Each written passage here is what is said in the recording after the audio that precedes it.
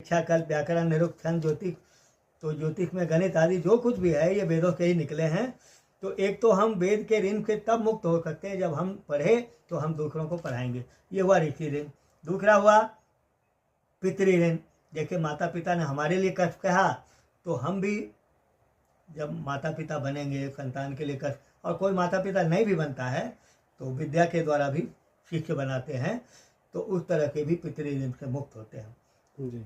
ऋषि ऋण, पितृ ऋण, और एक होता है देव ऋण। देव दो प्रकार के होते हैं, जल और चेतन। जब अग्नि के में आहुति डालते हैं तो अग्नि सभी देवताओं का मुख है, अग्नि में डालने से सभी देवताओं को मिल जाता है जी। उसका भाग मिल जाता है। और हम जैसे कुछ ना कुछ प्रदूषण करते हैं तो ऐसे ही हमें सुगंध भी फैलाना चाहिए, उस प्रदूषण को दूर करने का यत्न भी करना चाहिए। वैसे तो ईश्वर की ओर की व्यवस्था है प्रदूषण दूर होने का, लेकिन फिर भी मनुष्य का कर्तव्य है हमें कुछ प्रदूषण को दूर करने के लिए हवन यज्ञ करना चाहिए।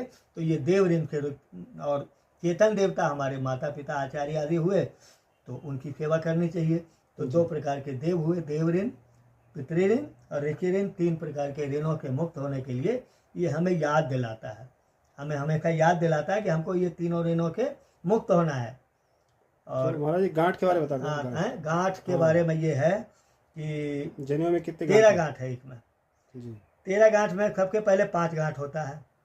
5 गांठ का मतलब हुआ कि हमारा शरीर पंचतत्वों से बना हुआ है। बिल्कुल।